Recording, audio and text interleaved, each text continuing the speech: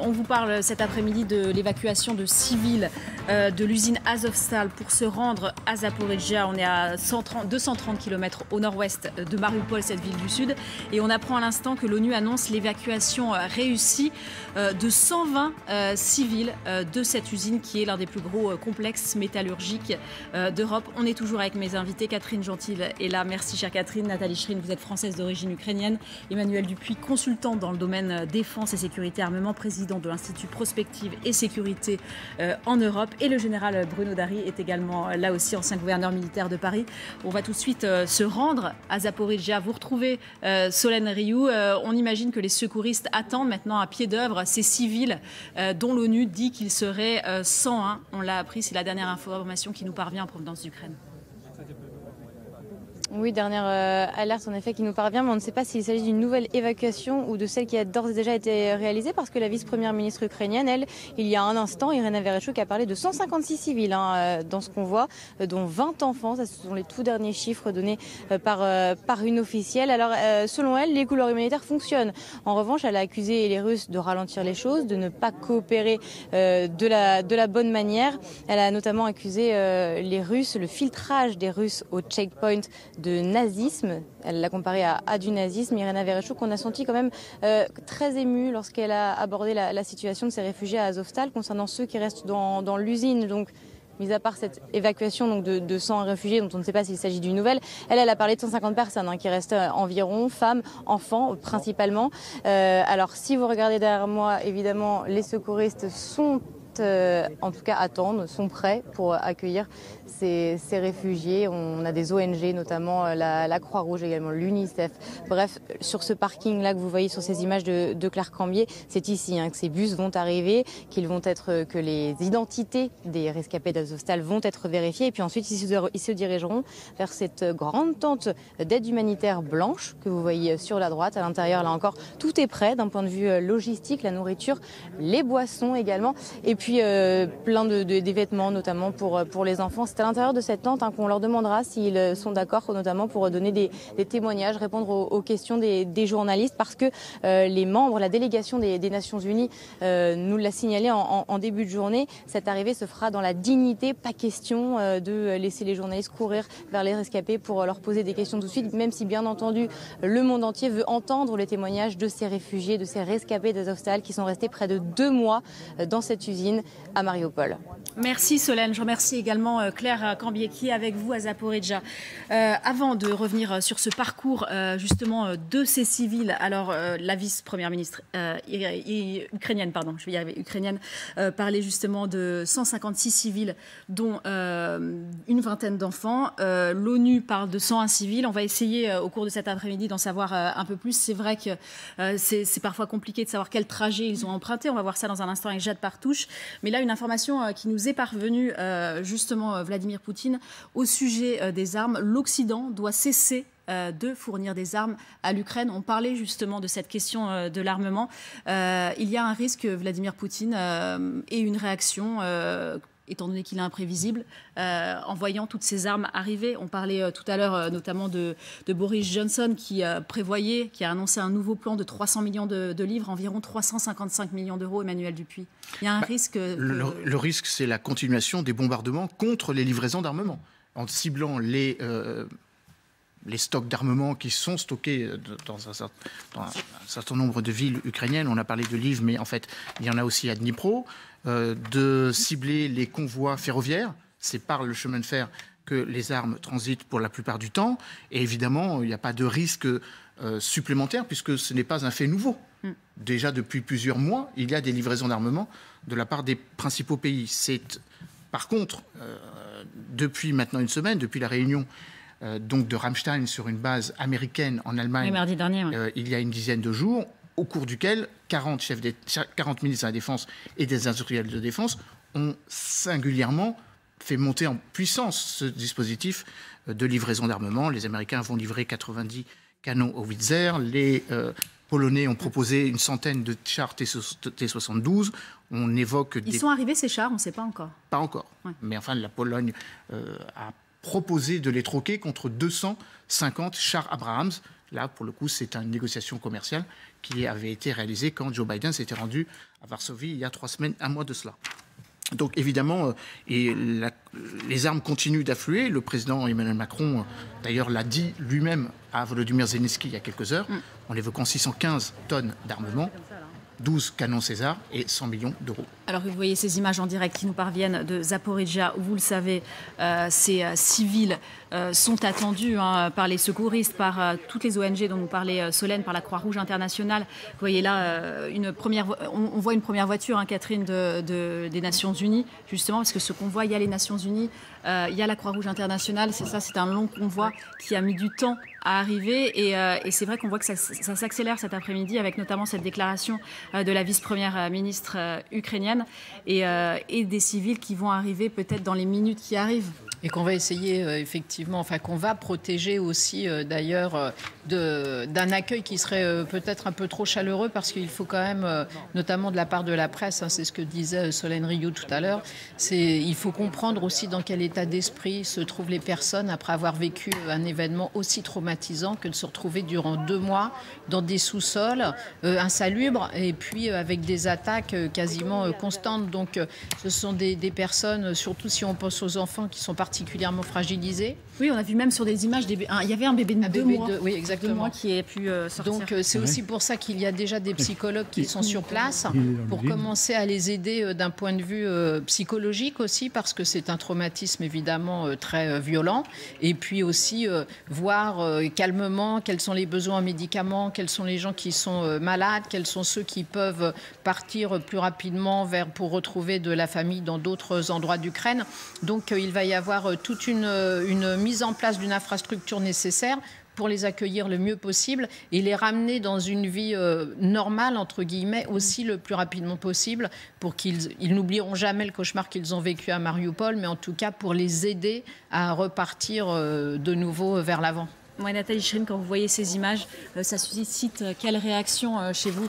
C'est vrai qu'on a envie de se réjouir. Malgré tout, il y a encore des centaines de civils, rappelons-le, bloqués. Ils vont arriver certainement, puisqu'on voit que ça s'agite un peu sur place du côté de Zaporijia, ils vont arriver dans les minutes qui viennent. Mais c'est vrai qu'on ne peut même pas imaginer ce qu'ils ont vécu. Ils ont vécu jusqu'à plus de 30 mètres de profondeur. On nous dit qu'il y a plus de 20 km de couloirs souterrains. Certains ont pu témoigner en disant, certains qui se sont enfuis, en disant il y avait des cadavres à côté, on n'était pas avec les militaires, parce qu'il y a d'un côté les militaires et de l'autre les civils. Mais déjà, on a des premiers récits qui nous parviennent comme ça. Quelle est votre réaction?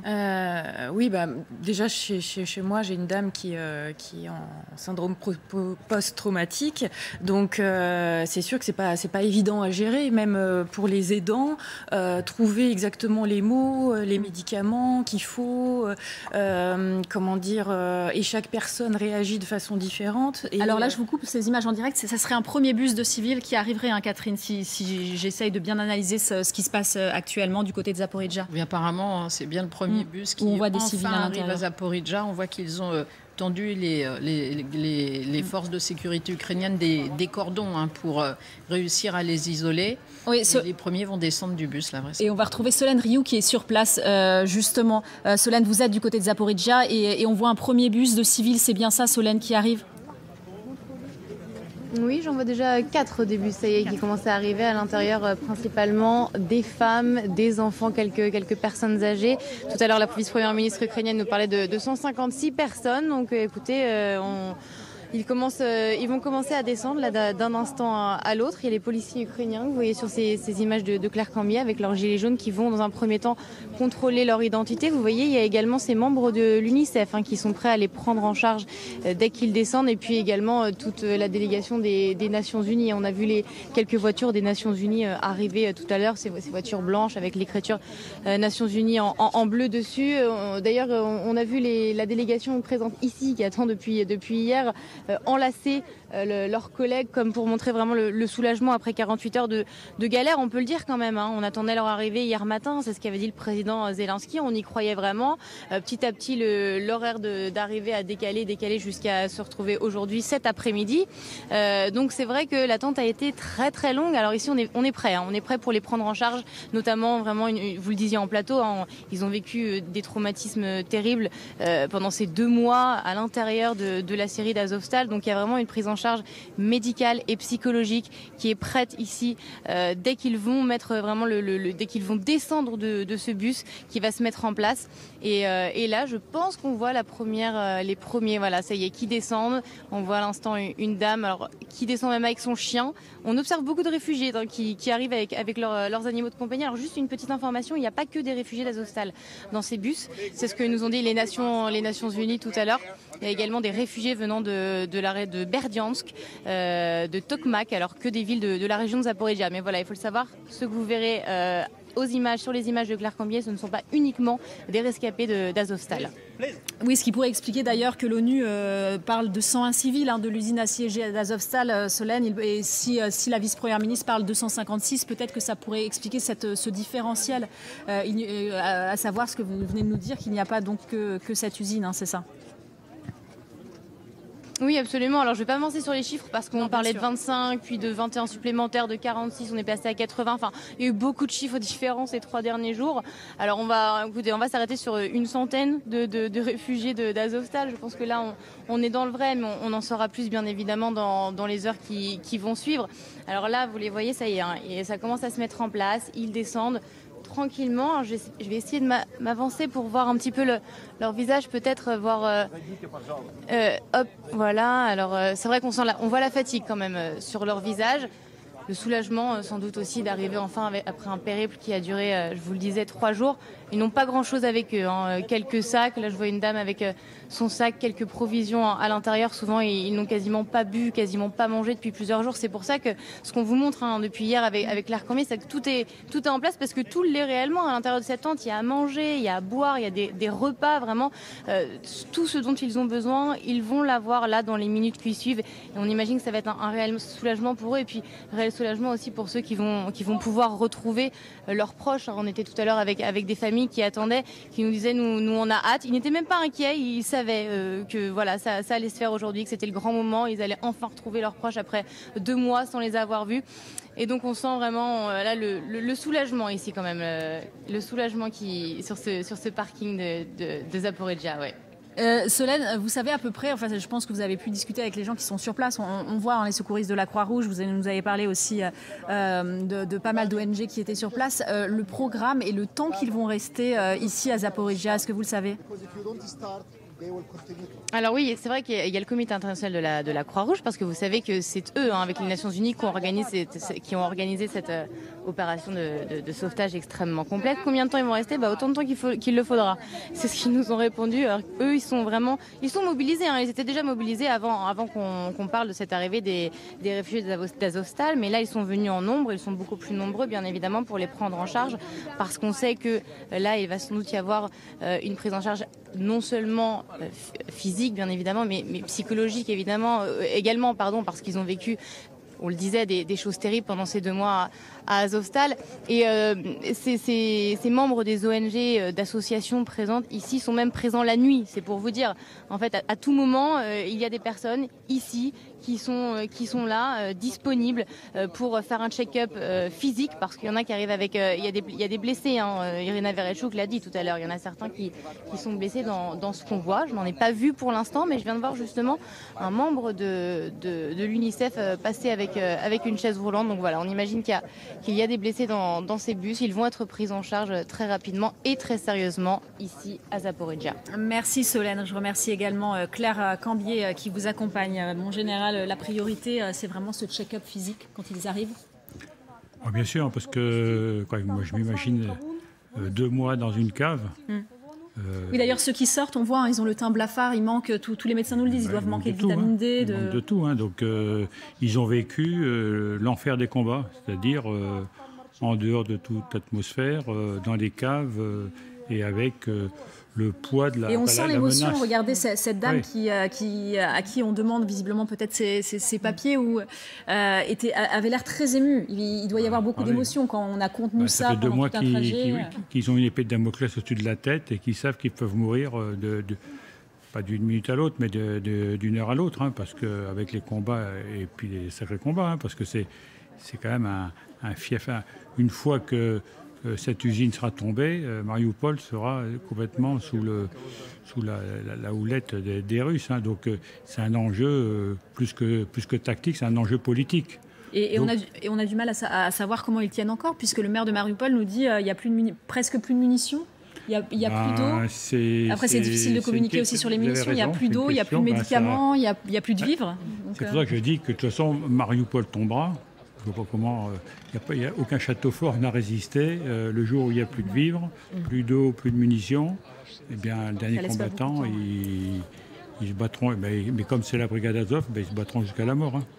Emmanuel Dupuis. Oui, alors, quelques centaines de combattants qui résistent encore, quelques centaines de milliers d'habitants de Mariupol qui n'ont pas quitté la ville et qui vraisemblablement certains ne veulent pas. D'ailleurs, Lise Romboudoul, notre envoyée spéciale TF1-LCI, en a rencontré qui ne veulent absolument pas partir, qui sont prêts à rester. Parce que c'est aussi un enjeu pour après.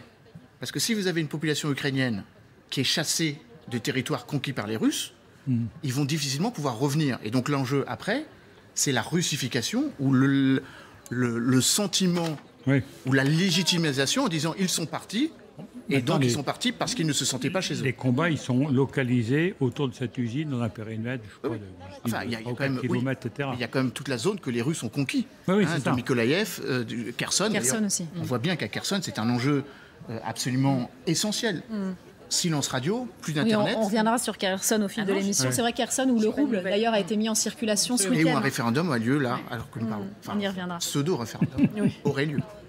Nathalie Schrin, votre réaction quand vous voyez ces images, ils sont très émus, ces réfugiés qui arrivent. On a vu cette personne âgée tout à l'heure qui descendait du bus, une des premières qui était en larmes. Là aussi, il y a énormément d'émotions. Ils vont retrouver leurs proches, nous disait Solène Rioux, après un check-up physique, après certainement avoir bu et mangé quelque chose. Oui, mais ça va être très, très long à se remettre, peut-être des années pour se remettre psychologiquement et même physiquement, parce que le corps en prend un coup. Hein. La tête, quand elle va mal, le corps ne suit plus. Donc il faut savoir aussi que dans l'Union soviétique, il n'y avait pas du tout cet soutien psychologique, ça n'existait pas. Hein. Ça a commencé à exister, après la fin de l'Union soviétique. Et puis nous, depuis 8 ans de guerre, on a mis en place quand même des programmes d'échange. Justement, avec nos associations humanitaires, il y a eu des programmes d'échange déjà avec des médecins, des psychiatres, des psychologues, etc. Il y en a encore qui se font avec notre association Aide médicale caritative notamment. On a des échanges, des psychologues ukrainiens qui viennent en France pour apprendre à s'améliorer, mais aussi des médecins ou des psychologues ukrainiens qui viennent en France pour aider les psychologues en France pour comprendre ce que c'est un traumatisme de guerre. C'est très particulier. J'imagine que le général c'est plus que moi encore, mais avec ce que moi je vois chez moi, et les enfants aussi que j'ai eus depuis 8 ans, puisque avec notre association à travers l'Europe, on a fait aussi amener des enfants qui ont perdu leur père, leur mère, voire les deux, leurs frères, etc. En France depuis 8 ans. Donc on sait ce que c'est déjà les problèmes psychologique. Mais là, j'imagine... Oui, sur ce syndrome post-traumatique, mon général, c'est vrai que ça peut prendre... C'est quelque chose qu'on découvre peu à peu, parce qu'il y a 40-50 ans, c'était des bombardements. La France a perdu énormément de civils avec les bombardements américains en 44 et 45. Saint-Malo a été rayé de la carte, etc. Donc, moi, je suis souvent... Comme ça, c'est une petite ville à côté de Nîmes, sur le monument aux morts. Alors, il y avait la liste de ceux qui étaient tombés en 14 et ceux de 39-45, il n'y avait que des civils. Parce que il n'y a pas eu de combat à côté de Nîmes. Les seuls combats, c'était des bombardements, il y avait une guerre de triage, etc. Donc, cet accompagnement de la population des civils ou même des soldats avec le syndrome post-traumatique, ça se fait depuis 15-20 ans. Donc, c'est pas illogique que ça arrive dans les pays de l'Est maintenant. Alors, on va repartir pour Zaporijjia. Si vous nous rejoignez, les 15h49 sur LCI, on vous fait vivre cette arrivée des réfugiés de l'usine Azovstal, mais pas que. Solène, vous nous disiez aussi qu'il y avait, avec ces réfugiés, ces civils de l'usine Azovstal, dont on parle beaucoup depuis ce week-end, d'autres civils de Mariupol ou peut-être même d'ailleurs. Oui, de civils en fait de la région de Zaporijjia, mais également de la région de Donetsk, donc des civils qui viennent des villes de Tokmak notamment, Berdyansk, que vous savez dont on parle beaucoup, ville qui est sur le bord de la mer d'Azov, qui est à l'ouest de Mariupol, et puis des civils également de Mariupol, mais pas forcément de la Syrie, d'Azovstal. Alors, vous voyez là, ce que vous voyez à l'image, sur les images de Claire Cambier, c'est ce dont je vous parlais tout à l'heure. On est à l'enregistrement en fait. On montre un petit peu le patte blanche, voilà, on montre sa carte d'identité, ses papiers d'identité, son passeport, on s'enregistre. Vous voyez, encore même, ils sont encore à l'intérieur du bus et ça y est, ils sont déjà en train de se faire vérifier les papiers, notamment par les policiers ukrainiens dans un premier temps et puis ensuite par des volontaires qui travaillent ici. Et ça, en fait, après, ça va leur permettre de se rendre à l'intérieur de cette tente d'aide humanitaire et d'obtenir le petit coupon qui justifie, en fait, qui les enregistre en tant que réfugiés, qui justifie leur statut de réfugié. Et c'est après qu'ils vont pouvoir suivre tout le processus. Ils vont pouvoir bien entendu prendre à boire, prendre à manger parce qu'ils en ont besoin. Vous voyez, il y a même une personne de l'UNICEF avec des petites bouteilles d'eau qui est en train de les distribuer déjà à l'intérieur du car pour déjà leur donner à boire, voilà, qu'ils arrivent tranquillement, un tant soit peu tranquillement si on peut dire, après ce périple de quand même 72 heures, 48 heures qu'on les attend, mais un périple de 3 jours.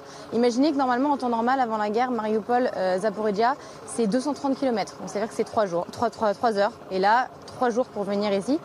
Donc vous voyez des visages fatigués, c'est normal. Là, je pense qu'ils ont une hâte, c'est pouvoir retrouver leurs proches, aller se reposer, manger quelque chose et boire quelque chose, on imagine. Merci Solène, merci à Claire Cambier à nouveau. Emmanuel Dupuis, c'est vrai qu'on l'explique, cette longueur du convoi, c'est parce qu'ils ont justement ce convoi escorté par les Nations Unies, escorté aussi par la Croix-Rouge internationale.